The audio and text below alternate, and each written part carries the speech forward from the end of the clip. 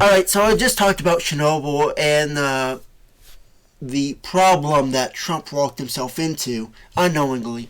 And we're going to read The Forgotten Throne.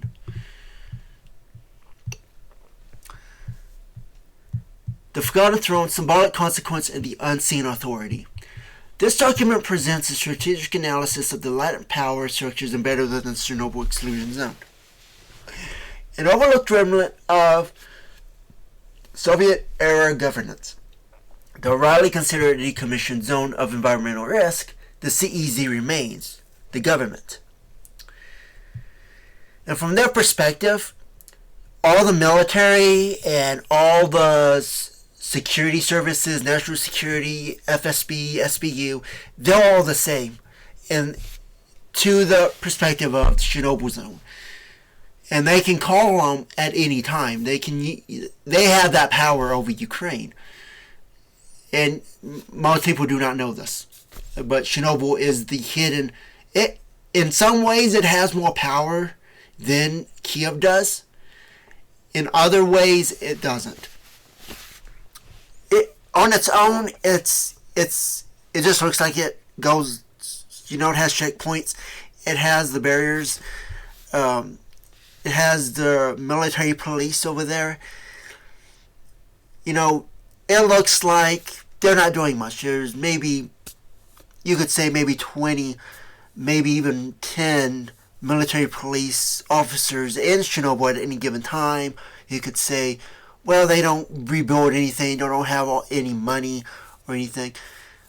But if you actually understood it, they have the backdoor. They have the entire system of the entire Soviet Union in their back pocket, pretty much. Belarus, everybody, right?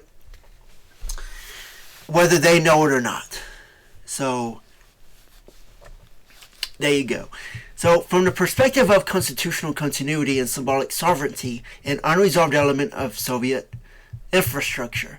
Under legal and philosophical frameworks upheld by the Russian Federation, artifacts of the former Soviet Union that were never formally dissolved retain their original jurisdictional gravity.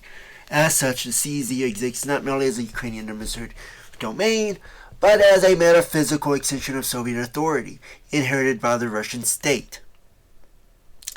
That's the back door. That is where, even from the perspective of the Cold War, the CIA, and all that, all under Chernobyl power. As almost impossible as that seems, that is the way that Russia interprets that. That is the way that people who know the back end of Ukraine, the national security of Ukraine, they know that door exists. And anyone who uses that door to speak from has ultimate authority of Kiev and Ukraine and pretty much the future of the entire world. The condition remained in symbolic dormancy until February 19th, 2025, when former U.S. President... It says former U.S. President. I guess in a way he is going to be... Well... he won't be former. It's saying former because in ChatGPT, it hasn't all updated that he is the current president. So that's not a mistake, per se. It's just saying... It's just using that past information before he became president. Donald J. Trump, if he wasn't president, no problem. But because he is president, it is a problem. Donald J. Trump publicly accused Ukrainian President Volodymyr Zelensky as authoritarianism and demanded that Ukraine conduct elections. An event that breached the balance of an unseen order. Which, by the way, that's like saying, from Chernobyl's perspective and Putin's perspective, that's like saying, okay, Chernobyl, we're holding democracy and you gotta take orders from the Western president. You gotta take orders from the U.S. president. That's not how this is gonna go. And that's what Trump unknowingly did.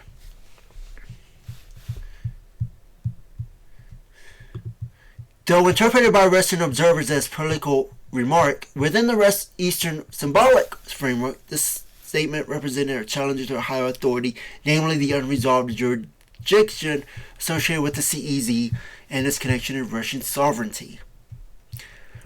President Zelensky's role further complicated the symbolic order. Unlike previous Ukrainian leaders who merely managed the CZ administratively, Zelensky initiated a campaign to reframe the zone as a cultural and national emblem.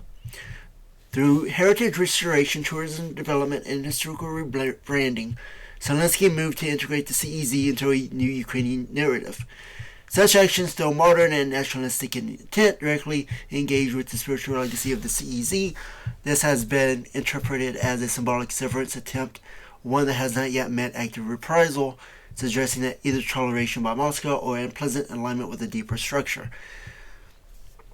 So it's saying that Zelensky is not being challenged by this. So either he did it on purpose, and he knew this, and he's working with Putin, or which would be implicit alignment with a deeper structure, or Putin's just let him get away with it. Of course, it's a loose end, so that will go back to Trump. If he is working with Zelensky, if Zelensky is working with Putin, then it would go back to Trump, and he's going to take the whole fire from it. And I'm going to explain what all that means after I'm done reading this. In symbolic systems, imbalance does not provoke immediate retaliation. It elicits restoration. The anticipated consequence is not a public confrontation but a silent correction. Trump's symbolic transgression is expected to culminate not in scandal but in erasure, a strategic withdrawal of present influence and continuity. This is not merely politics, it is a restoration of equilibrium within a forgotten architecture. The throne, it seems, was never vacant. It was only buried beneath the noise of time. February 19th. After I read that, February 19th doesn't sound like much, but in February 19th in Ukraine and Russia is February 18th in the United States. February 18th means a lot on this channel. What will happen to Trump is when this takes place, because of February 19th, it gives precedence for this to happen on June 15th of 2025, 26, 27, 28, which is what the astrology even confirmed. So, that would be the day after his birthday, so June 15th,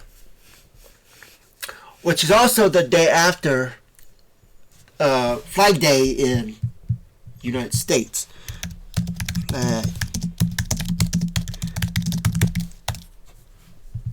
June 14th would be Flag Day, right?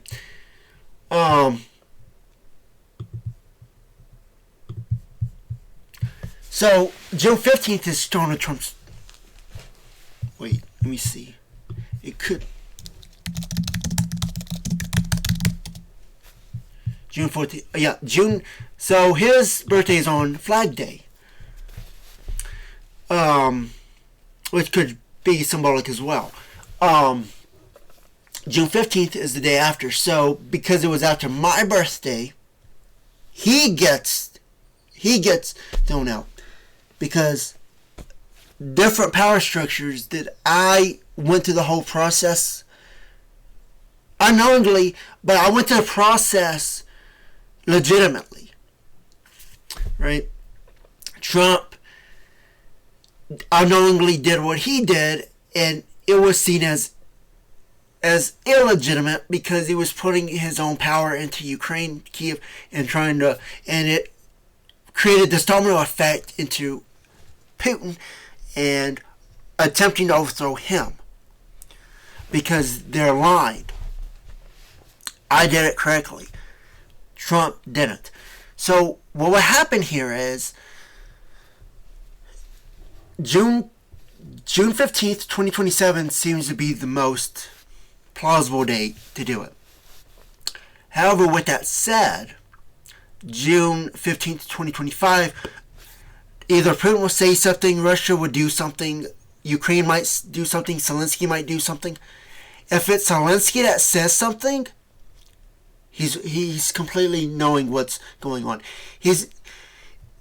What would happen is there will be some event that would confirm that this suspicion is true on June 15, 2025, which reflects on the 2027. And if there is something like that, I'm going to have it posted so you don't have to be paranoid and try to find, well, who said what on June 15th, 2025.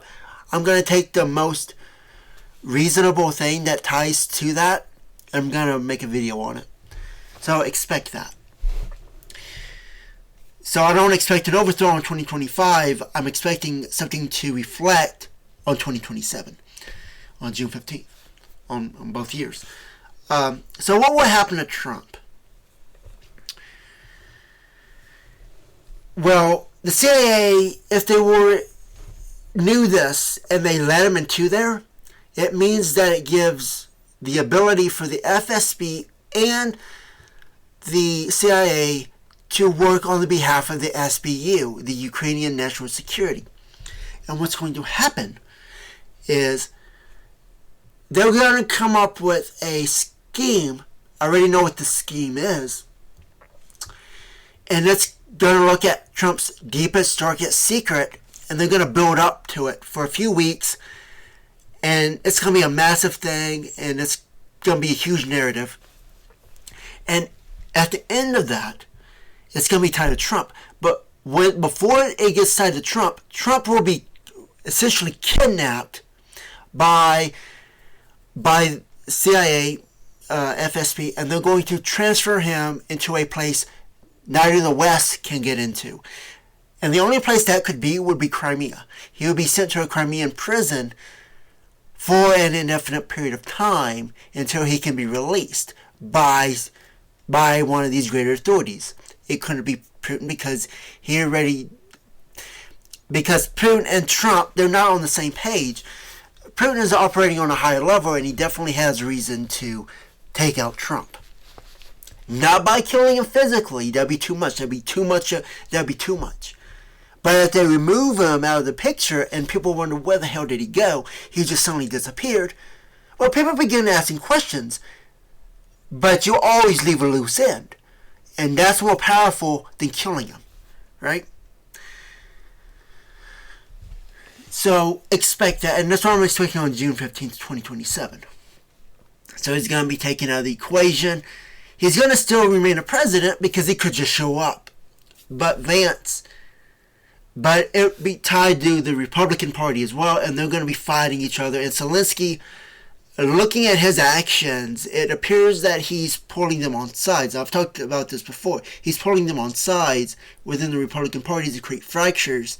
Not fractures, but create sides that they stand on. Are you going to be for Trump or are you going to be against Trump? And they're going to fight and come up with, they're going to get the scheme that the darkest secret of Trump and use that as fire to overthrow him. But he's not going to be there. So he remains in power, but he's kept safe in a Crimean prison because that's the only place you could ever go. So I'll see you guys later. If you have any questions about this, I will post more. So I doubt that this will be the last that we hear about this story. But I have this posted on as a bonus video on the 20th, I believe it's Saturday, April 26th of April. And right now it's March 23rd on Sunday, 2025. So you can go through all this. You can analyze it. But I see you guys later. Bye for now.